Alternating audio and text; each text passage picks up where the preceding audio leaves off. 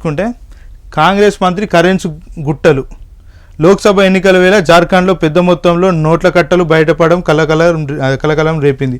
రాష్ట్ర మంత్రి కాంగ్రెస్ నేత అలంగీర్ వ్యక్తిగత కార్యదర్శి సంజీవ్ లాల్ దగ్గర పనిచేస్తున్న వ్యక్తి నివాసంలో ఈడీ జరిపిన సోదాలు ఏకంగా 35 కోట్ల నగదు బయటపడింది. డబ్బుల కట్టలు గుట్టలుగా పడి ఉన్న వీడియో సామాజిక మాధ్యమంలో వైరల్గా మారింది. వీళ్ళ దగ్గర ప్రచారానికి పైసలు లేవు, రైలు టికెట్ కొనడానికి పైసలు లేవు, మొత్తం మేము అప్పులు, మా దగ్గర డబ్బులు లేవు ఇది మన కాంగ్రెస్ పార్టీకి అని రాహుల్ గాంధీ ఎడుతూ ఉంటాడు, సెంటిమెంట్ డైలాగులు చెప్తూ ఉంటాడు. చూడండి తెలంగాణ ప్రజలు ఇక్కడ మంచిగా క్లారిటీగా అర్థం చేసుకోండి. ఒక కాంగ్రెస్ నేత పిఏ ఇంట్లో 35 కోట్లు దొరికినాయంట. అంటే అర్థం చేసుకోండి, మొత్తం అంటే ఒక దేశవ్యాప్తంగా కాంగ్రెస్ నాయకుల దగ్గర ఎంత డబ్బు ఉంటుంది అనేది మీ ఊహకే నేనైతే వదిలేస్తున్నా. ఎందుకంటే ఇక్కడ క్లుప్తంగా అర్థమవుతుంది.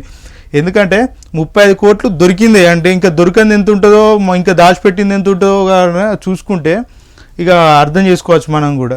ఏదన్నా అంటే మేము రైలు టికెట్లు కొనడానికి డబ్బులు లేవు, ఇల్లు కిరాయి కడతలేము, పార్టీని నడిపించాలంటే ఇబ్బంది అవుతుందని ఒక ప్రజల వద్దకైతే సెంటిమెంటల్ డైలాగులు తీసుకొచ్చి మన రుద్దే ప్రయత్నం చేస్తున్నారు ప్రజల వద్ద.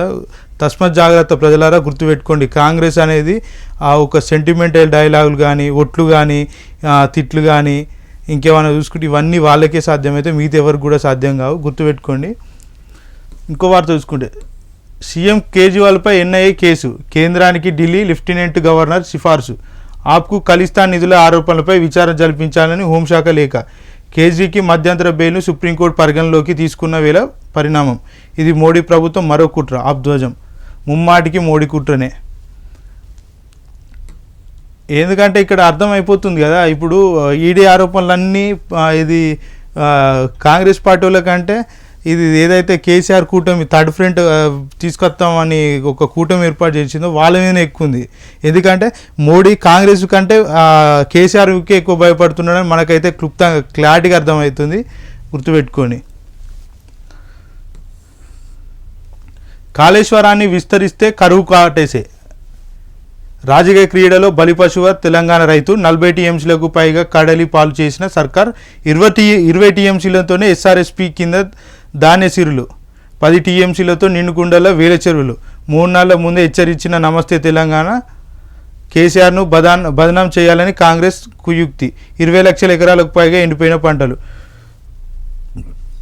తెలంగాణలో రెండు పిల్లలు కూలితే మొత్తం ప్రాజెక్టే పడిపోయినట్టు గందరగోళం సృష్టించి అంత దాన్ని ఒక అబ్బాస్ పాలు కేసీఆర్ను అబ్బాస్ పాలు చేద్దామనే ఉద్దేశంతో ఒక ప్రాజెక్టే నాశనం చేస్తున్నారు తెలంగాణ రైతాంగాన్ని. నేను చెప్పేది ఏంటంటే జాగ్రత్తగా ఉండండి. ఎందుకంటే తెలంగాణ కాళేశ్వరం అనేది ఒక పెద్ద గొప్పగా చెప్పుకోవచ్చు దాన్ని ఈరోజు మొత్తం కూల్చేసి అది మొత్తం కేసీఆర్ మీద నిందేయాలనే ఉద్దేశంతో కాంగ్రెస్ ప్రభుత్వం ఆలోచిస్తూ ప్రజలకు తప్పుడు మెసేజ్ ఇవ్వాలనే ఉద్దేశంతో అయితే ఇలాంటి చర్యలకు పాల్పడుతుంది. దీని ద్వారా అంటే నష్టపోయేది పూర్తిగా రైతులే అని గుర్తుపెట్టుకోవాలి.